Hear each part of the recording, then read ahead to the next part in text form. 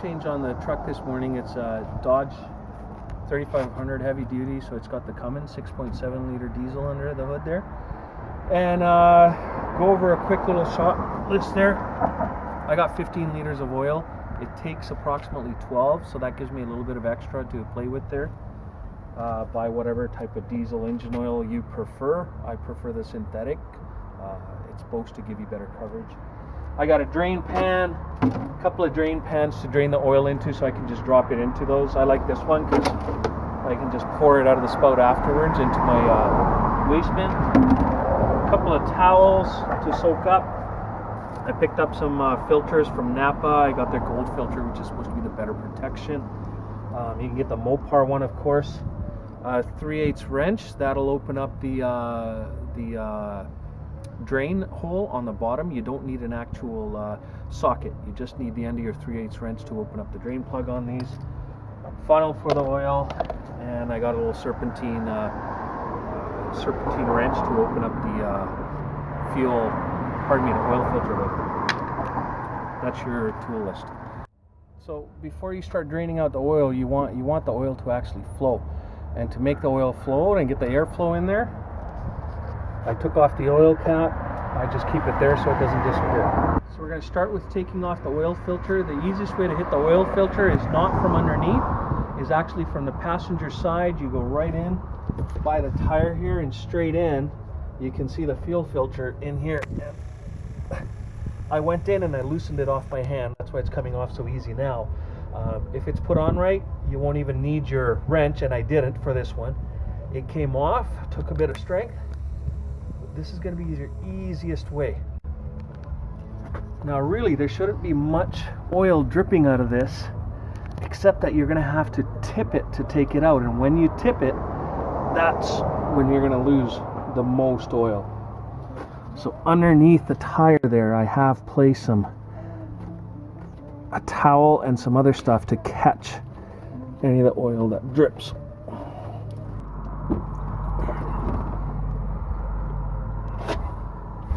So the next step is we're going to drop all the oil. We did start the truck for about 3-4 minutes before this, so it's not hot, but it warms up, and the warmer oil will tend to flow out easier and drip down from the engine, and that's why we started ahead of time. Like I said, for this truck, you don't need an actual socket. It's just the end of my 3/8 in there. Takes a bit of a torque. There we go. Got my bucket lined up.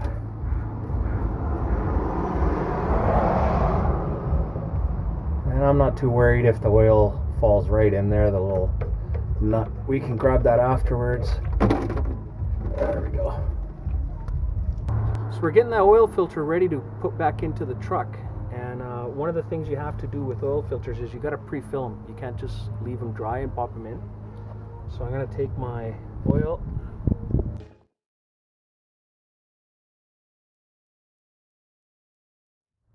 Okay, one of the things you want to do is remove the gasket. Get some oil on your fingers. Oil up the gasket. And then push it back into its grooves there. Now, if you remember, when we took the oil off, we had to tip the filter, and if I tip the filter to put it back in, it's just going to dump all that oil out all over the driveway again. So one of the tricks we can do is use some cellophane. The cellophane, stretch it over the top. Make sure you got a good seal. Now, when we go back in, we'll tip it over, get it back in, pull the cellophane out, and then push it up into its spot and screw it in, and we won't drip a bunch of oil. You're still going to lose a little bit, but the oil that you need to stay in the filter is going to stay in there. You want to make sure that once we get it in there, we're going to make sure we take the saran off. You don't want to put the saran up into that hole where you're going to screw the filter on, okay? I find that putting it backwards, I'm going to put the back end in first, drop it down, and then start picking it up to install. If you drop it, it will fall down and it'll be hard for you to get back up there. So just be careful when you're putting it in. Here we go.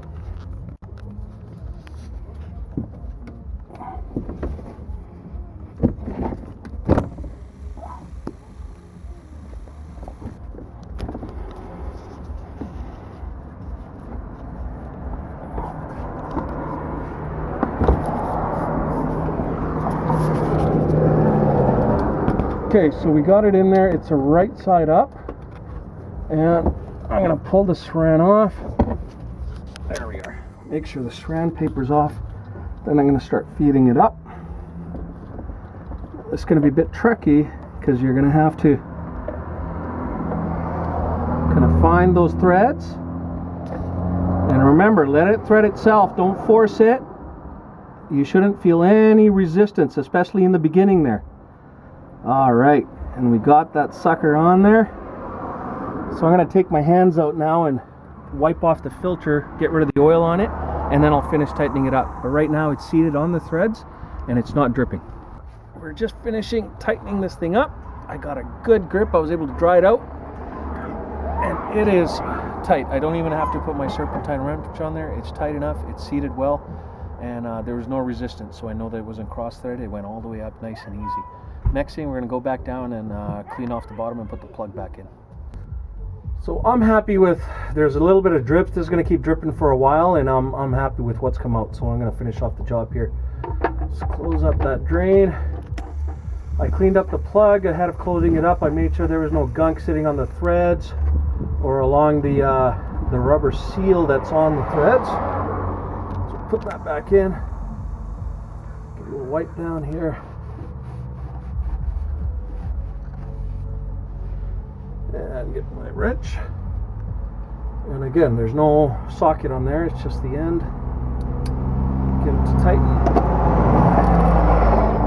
How tight? I would say about quarter turn past seated there. You don't want to over tighten because that is just sheet metal there, and you don't want to strip it out.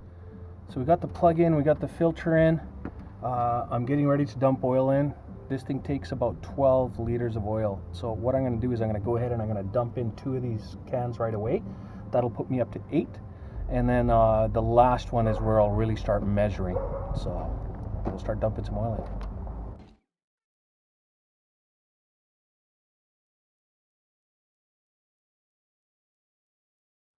So we've put in just what's going to be over 12 liters, 12 quarts of oil. So I'm just going to give that a good wipe.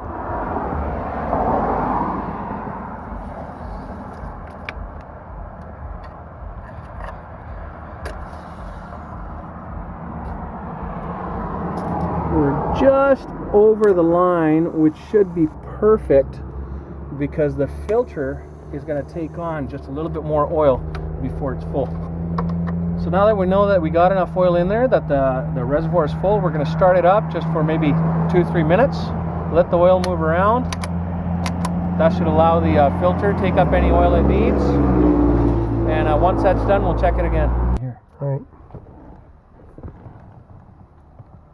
So we're done the oil change. Last thing left to do is to reset the oil minder, and that's my display here. So we've made sure that the levels are topped off. We've ran it and made sure the filter's full. All the drain plugs are in, so I'm not worried about anything leaking out. Last thing I need to do is come in here, and if you look at my oil minder, it's only at 54%, so some people might not change it. However, my kilometers are up to 10,983, so maybe even a little bit more since I did the last oil change. I'm to the point where, although the minder says I'm okay, I'm getting to around 6 months. I'm above 10,000 kilometers. I'm going to do my oil change regardless. So I come in here, and if you look at the display on the bottom, it says hold to reset, and I'm going to hold my button there, confirm reset, and I'm going to say okay.